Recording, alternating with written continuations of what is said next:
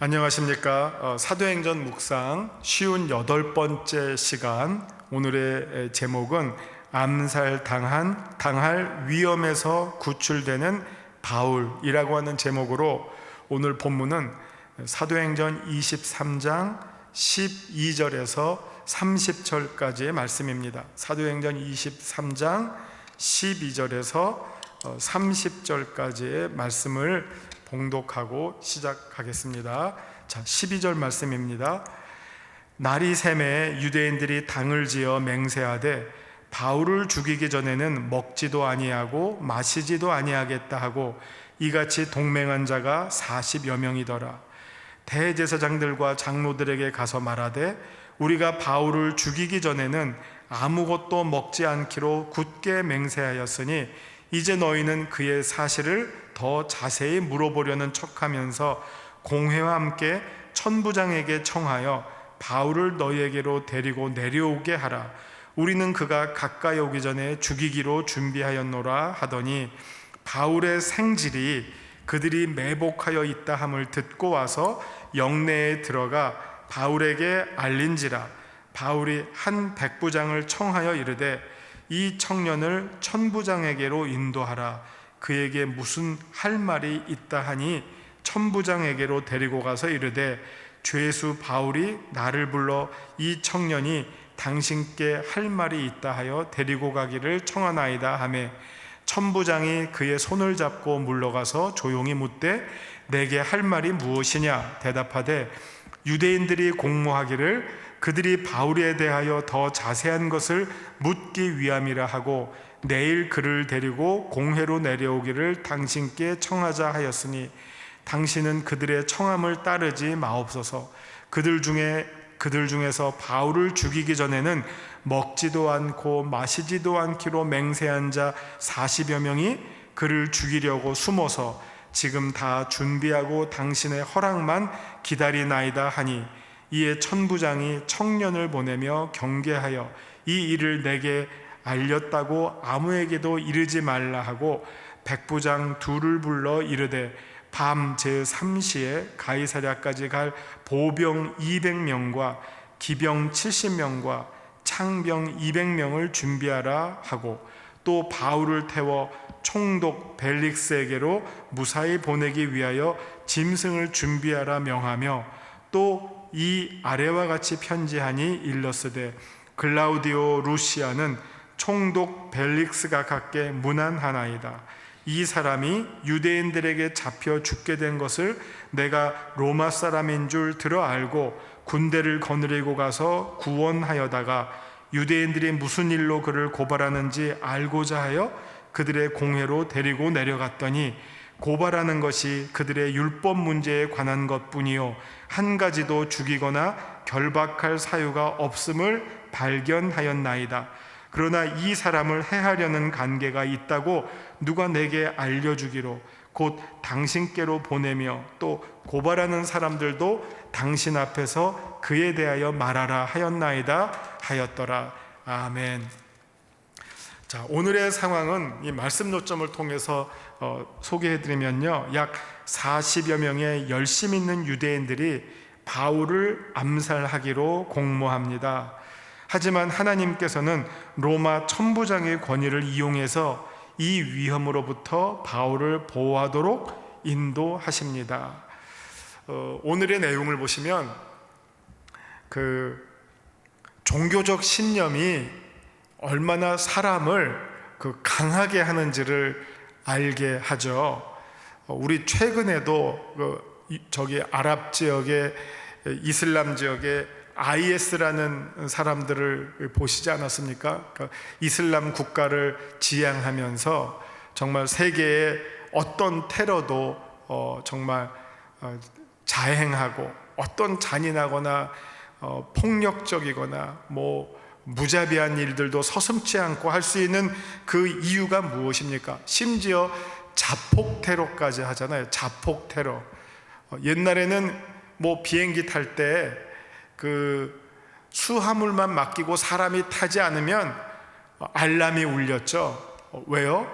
그냥 그 수화물 속에 폭약을 집어넣고 자기는 빠지니까 그런 어떤 수화물은 제일 위험한 수화물이 되죠. 이게 비행기 폭파시키기 딱 좋은 거가 되잖아요. 옛날에는 그렇게 이제 어떻게 보면 비행기 폭파범을 잡았는데 요새는 그것마저도 안 돼요.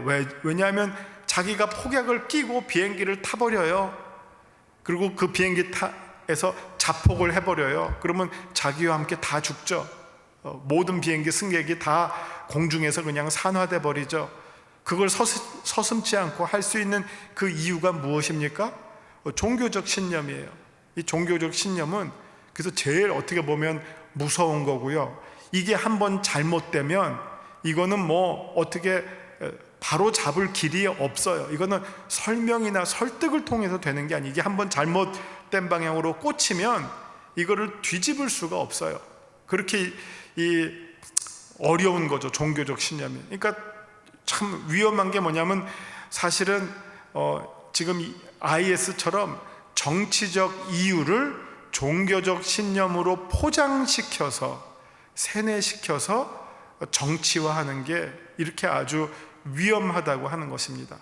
사실은 신앙은 정치보다 더 위에 있는 것이어야 되는데 오히려 신앙이 정치보다 아래에 있어서 정치의 어떤 목적을 위해서 신앙을 이용하면서 그걸 제일 높은 위치로 그냥 갖고 가서 사람들을 어떻게 보면 오용하는 그런 경우가 옛날부터 지금까지 많이 있죠. 지금 우리 오늘 본문 가운데도 40명이 어떤 사람입니까? 바울을 죽이기 위해서는 내가 먹지도 않겠다.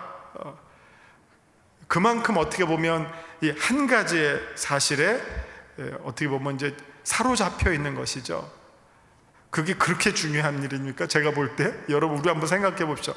바울을 죽여야 하는 일이 그들에게 이렇게 중요한 일입니까? 오히려 그들이 해야 할 일은 바울이 무슨 얘기를 하는지 잘 듣고 오히려 자기들이 가지고 있던 신앙이 무엇이 잘못되어 일단 무엇이 다른지 그리고 혹시 내가 아직까지 잘못 깨닫고 있는 것이 무엇인지를 한번 돌아보아야 하는 것이 더 바른 태도 아닙니까?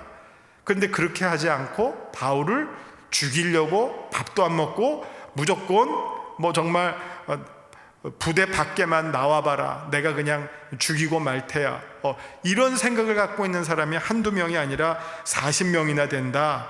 그래서 이 목적을 위해서 어떤 계략을 꾸미는 거 아니에요. 그렇죠? 그 사내들인 재판장의 병영 밖으로만 나오면 무슨 일을 해서든지 그를 죽이고 말겠다 하는 이런 어떻게 보면 암살 계획을 세워놓고선 그 일을 추진하는 과정 가운데 바울의 생질이 나오죠. 16절 바울의 생질이 이 사실을 알고 자기의 삼촌이 되겠죠. 조카니까 삼촌을 구하기 위해서 이 내용을 알려주게 되죠. 그래서 그 내용을 먼저 백부장에게 알렸고 그 백부장이 듣고 다시 천부장에게 알려서 천부장은 어쨌든 이 전체 재판을 담당하고 있는 로마의 관리로서 어떻게 보면 이게 요즘식으로 말하면 공소무효가 되는 게 아니라 잘 재판이 온전하게 진행이 되어서 판결이 정확하고 올바른 판결이 내리기까지 책임이 천부장에게 있죠. 그래서 천부장은 이 일을 어쨌든 끝까지 완수하기 위해서 바울을 보호해야 되는 사명이 주어져 있죠.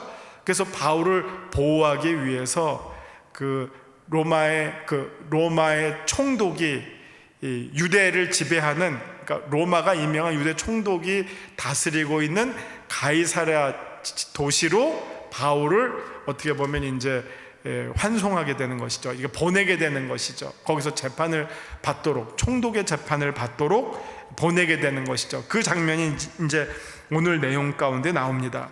자, 16절에 아까 본 것처럼 바울의 생질이 이 사실을 알게 되었다고 하는 내용을 우리가 이제 조금 추측을 해볼 건데, 아마도 바울의 생질이 이걸 어떻게 알았을까? 추측을 해보면 바울의 생질이 사내들인 의원일 확률이 높다. 그러면 이제 바울의 배경이 되겠죠. 바울의 어떻게 보면 백그라운드가, 바울의 출신 배경이 상당히 어떻게 보면 이 유대 사회에서 안정된 위치에 있었고, 그의 가족들이 사내들인 의회에도 진출해 있는, 그래서 이제 로마 시민권도 얻을 수 있었고 교육도 고급 교육을 받을 수 있었고 하는 이런 어떤 좋은 어떤 가문의 배경을 가지고 있는 것으로 우리가 추측해 볼 수 있습니다.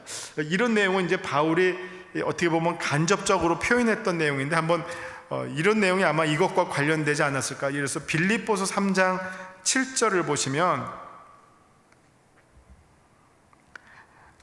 빌립보서 3장 7절을 보시면 5절부터 볼까요? 5절, 6절, 7절, 8절 이렇게 보시면 5절부터 나는 8일 만에 할례를 받고 이스라엘 족속이요 베냐민 지파요 히브리인 중에 히브리인이고 율법으로는 바리새인이고 열심으로는 교회를 박해하고 율법의 의로는 흠이 없는 자라. 이게 어떻게 보면 자기 소개서가 되겠죠. 자기 소개서. 이렇게 조금 어떤 뭐라고 해야 될까요? 이게 어떤 서술형으로 나와서 이제 자기를 소개하고 있는데, 그러면서 7절에서 그런 우리 이력서를 쓸 때 그냥 쭉 서술형으로 쓰는 게 있고, 그 다음에 무슨 어떻게 표제식으로 쓰는 게 있는데, 무슨 학교 졸업, 몇 년, 무슨 일함, 이런 식으로 하는 게 아니라 어떤 자기의 배경, 그 다음에 자기의 심정, 이런 걸로 이제 설명하고 있는데, 7절을 보시면 그러나 무엇이든지 내게 유익하던 것을 내가 그리스도를 위하여 다 해로 여길 뿐더러 자기에게 유익하던 것, 나 이런 사람이야, 나 학벌이 이래, 내 배경이 이래, 내 출신이 이래, 나 신분이 이래, 이런 것들을 다 배설물로 여겼다 하니까, 이런 것들보다도 오히려 예수를 아는 지식이 더 나에게 소중하다. 이거 우리가 아까 제가 말씀드린 것처럼 예수를 아는 지식이 우리의 삶 속에서 제일 소중하다고 하는 것은 그 아래에 나의 학문, 나의 경험, 나의 어떻게 보면 문화적 취향, 나의 정치적 성향, 이런 것들은 어떻게 보면 복음다 아래, 예수 아래에 위치해야 할 것들인데, 이것이 더 위로 간다면 예수님을 우리가 믿지만 그거는 껍질로만 믿는 것이고 실질적으로 믿는 것이 아니고, 우리가 소위 선교학에서 그리스도인이 되었다라고 하는 것을 무엇으로 표현하면, 특별히 선교학 가운데 선교 인류학에서는 그리스도인이 되었다라고 하는 것을 우리가 우리 종교적인 언어로는 회심했다 혹은 세례받았다, 거듭났다 이렇게 말하지만, 선교 인류학에서는 그리스도인이 되었다 하는 것을 나의 그 사람의 세계관이 변했다라고 말합니다. 세계관이 변했다. 세계를 보는 눈이 바뀌었어요. 이 말은 뭐냐면, 내가 옛날에는 무슨 어떤 이데올로기로 세상을 봤어요. 내가 옛날에는 나의 지식과 나의 전문적인 눈으로 세상을 봤어요. 그러나 세계관이 변했다는 것은 내가 이제 세상을 보는 것은 예수님의 눈으로 보는 것이고 복음의 눈으로 보는 것이고 하나님 나라의 관점에서 이 세상을 보는 것으로 바뀌어지는 것, 그게 이제 온전한 그리스도인이 되었다고 하는 것이죠. 바울이 지금 내가 그동안 나에게 유익했던 것들을 다 버리고 다 배설물처럼 여기고 예수를 아는 지식이 나의 최고의 가치관이 되었다, 그것으로 모든 것을 다 아래에 두고 판단하게 되었다라고 고백하는 것, 그것을 우리가 지금 여기서 좀 눈여겨볼 필요가 있다고 생각이 됩니다. 그래서 다시 이제 우리 본문으로 돌아가면, 바울의 조카가 이것을 이제 알려주게 되자 천부장이 여기서 이제 지혜를 발휘하게 되죠. 아, 그렇구나. 그러면 이 돌발 상황으로부터 내가 어떤 이 덫에 빠지지 않고 나에게 맡겨진 일을 잘 수습해 나가야 되겠다, 완수해 나가야 되겠다. 그러면 그 방법은 무엇이겠느냐 할 때, 지금 로마가 임명한 그 펠릭스 총독이 있는 가이사랴로 이 바울의 사건을 어떻게 보면 상급심으로 넘기는 거죠. 근데 넘겨가는 그 과정이 순탄치 않기 때문에 여기에 이제 호위병들을 두는데 그 호위병의 규모가 어마어마합니다. 40명의 그 자객들이 노리고 있다고 하니까 병력이 지금 270명이 동원이 되죠. 그래서 여기 보시면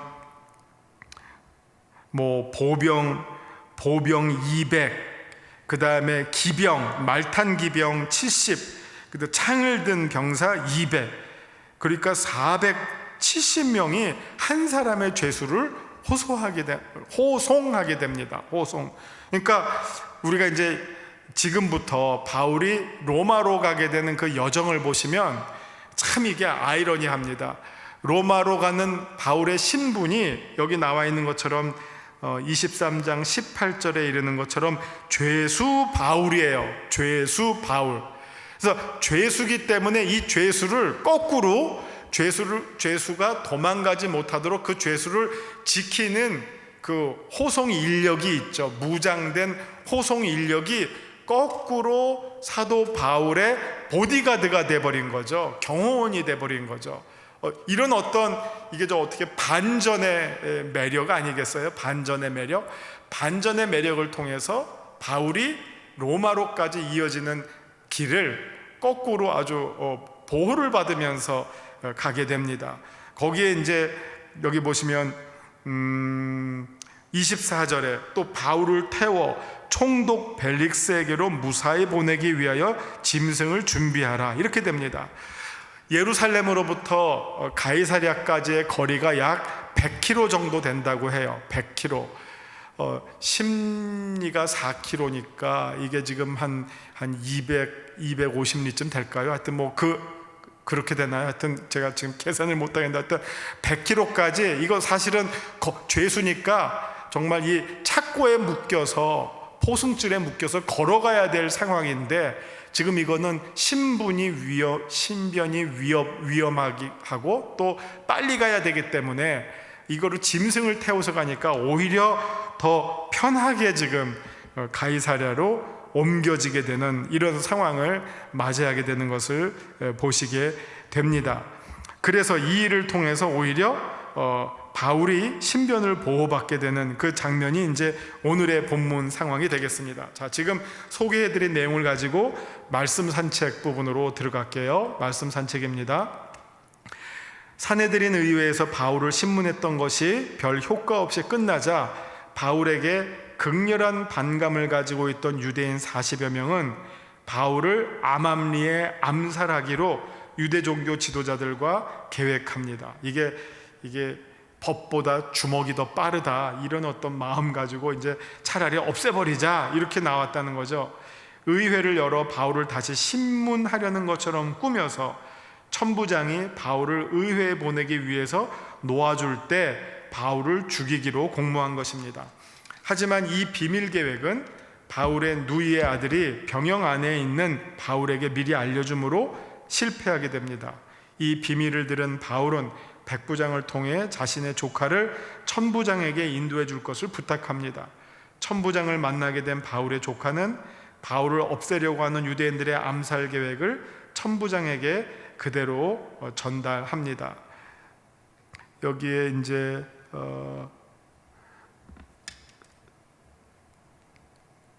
천부장이 이제 등장했죠. 여기 보시면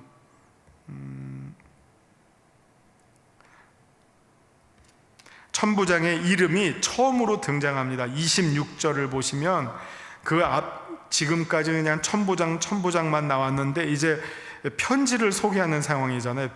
총독 벨릭스에게 편지를 쓰는 상황에서 그 발신인 수신인이 편지에는 반드시 공문서에는 등장하니까 이 천부장의 이름이 26절에 글라우디오 루시아라는 이 천부장의 본명이 등장하게 됩니다. 그래서 이 글라우디오 루시아라고 하는 천부장의 이름을 우리가 여기서 확인하게 되고요.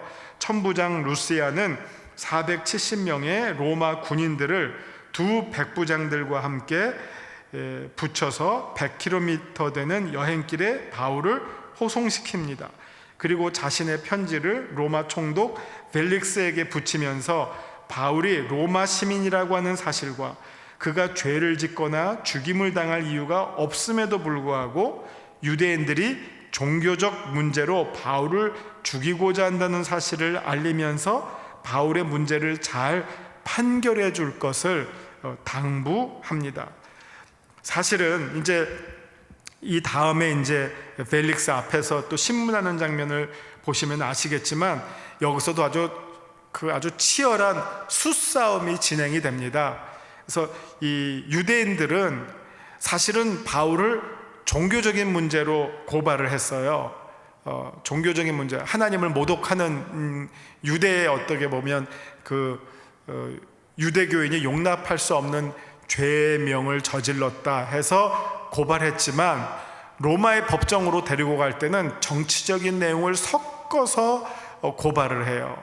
그래야지만 로마 법정으로부터 유죄 판결을 받고 처형을 받게 되니까 이런 식으로 이제 유대교 지도자들의 전략이 진행이 됩니다. 그러나 천부장이 보기에 전혀 로마에게 있어서는 반체제적이거나 반정부적인 요소가 없고 자기가 보기에 이거는 그냥 유대인들의 문제고 종교적인 문제를 가지고 이들이 싸우고 있다, 이미 그런 판단을 하게 돼서 그런 어떻게 보면 자기의 어떤 지금까지의 판단과 소견을 벨릭스 총독에게 문서로 보고하고 있는 것을 보게 됩니다. 자, 말씀 적용 내용입니다. 하나님은 어떤 분이십니까? 16절과 22절, 24절을 보면 우리가 생각지 못한 방법을 동원하여 하나님의 사람을 지키고 보호하시는 분이십니다. 성도의 일상생활에 우연이란 없고 우리가 하나님 안에, 하나님의 뜻 안에서 살고자 할 때 그분의 은혜가 미치지 않는 곳은 전혀 없습니다. 참 이것도 기묘하지 않습니까? 아까 제가 말씀드린 것처럼 바울이 지금 죄수의 신분이기 때문에 죄수를 호송하는 그 방법으로 오히려 안전하게 예루살렘으로부터 가이사랴까지 그 100km의 길을 위험 없이, 신변의 위험 없이 오히려 보호를 받는 모습으로 이송이 되는 것을 보게 되죠. 이게 하나님의 역설의 비밀이라고 말씀드릴 수 있겠습니다. 내게 주시는 교훈은 무엇입니까? 12절서부터 15절, 22절, 24절을 통해서 우리가 볼 때 하나님의 복음을 위해 살고자 할 때 위험과 고난이 찾아옵니다. 하지만 주님께서는 성도의 고난 속에서 더더욱 함께 하심으로 성도가 주님의 살아계심과 은혜 주심을 체험할 수 있는 통로가 됩니다. 나는 지금 나와 함께 하시고 나를 보호해 주시는 주님을 느낄 수 있습니까? 정말 우리가 이 질문을 스스로에게 해보시고 하나님과 더불어 답을 찾으실 줄 믿습니다. 자, 말씀에 따른 기도를 하면서 오늘 공부를 마치도록 하겠습니다. 하나님, 지금 내 시련의 때와 장소에 나와 함께 계시는 주님을 우리가 늘 가까이 느끼고 또 나와 함께 하시는 임마누엘의 하나님을 우리가 의지하고 이 어려움을 이겨낼 수 있도록 늘 새 힘과 용기와 소망을 더하여 주시옵소서. 우리의 소망 되시고 기쁨 되시는 예수님의 이름으로 기도하옵나이다. 아멘.